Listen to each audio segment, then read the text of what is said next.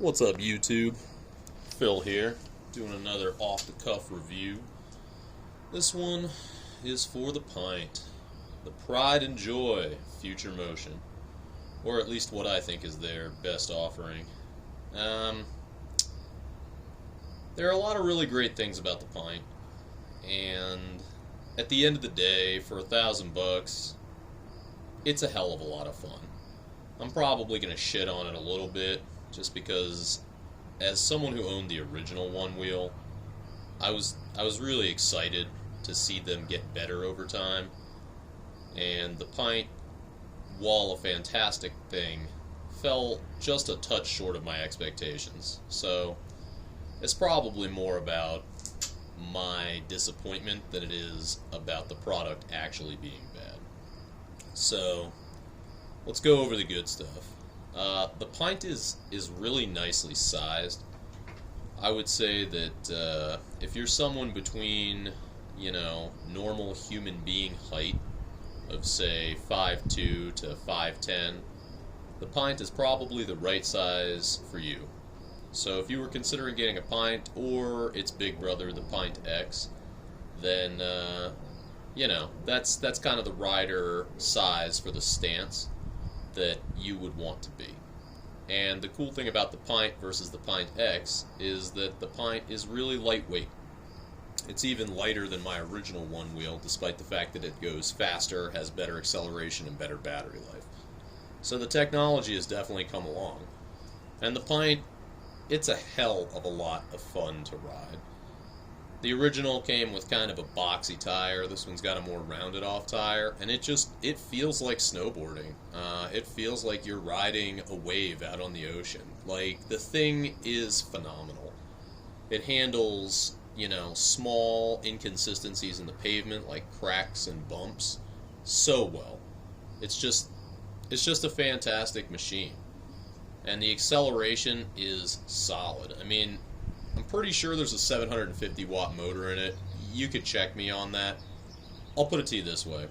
Whatever motor is inside that thing is capable of more than Future Motion is allowing for it. Because this little guy can go uphill at what its claimed top speed is, which means it's got more than enough power on a flat land to go even faster than it does. They built the handle into the side, which is awesome, because the original One Wheel you had to carry from the long end, and it sucked.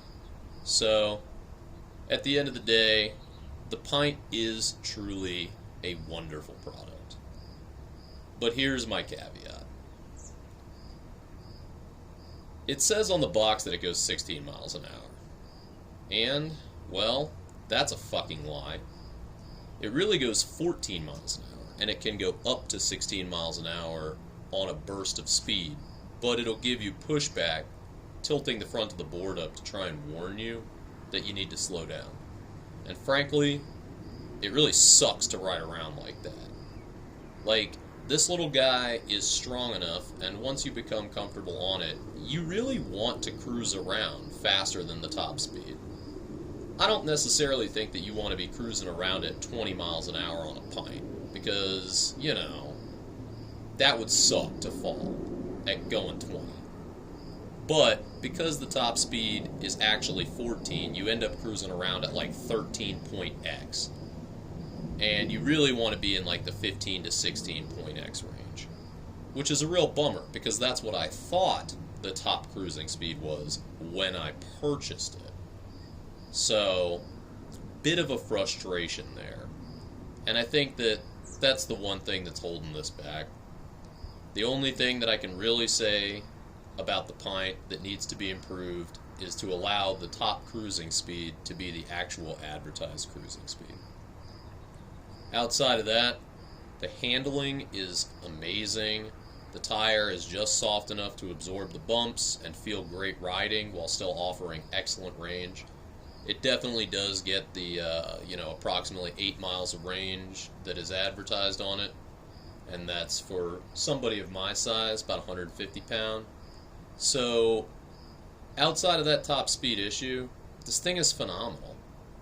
But this is your warning. If you're buying the Pint as a form of transportation, you're probably going to be a little bit disappointed. You're probably going to want to get the Pint X, not only because it has the higher top speed, which is critical, but also because you get the battery life, which is really important. That said, the Pint X does weigh like 5 to 7 more pounds, which is kind of a bummer if you're getting like on and off of a bus or in and out of an Uber, or God forbid, trying to walk up multiple flights of stairs. But if you're buying it as a toy, as something to go to the grocery store that's like 1.5 miles away, this thing is phenomenal. If you're buying it as transportation, I'm sorry, but I'm going to have to recommend that you buy a Pint X. Anyway, that's my review of the Pint.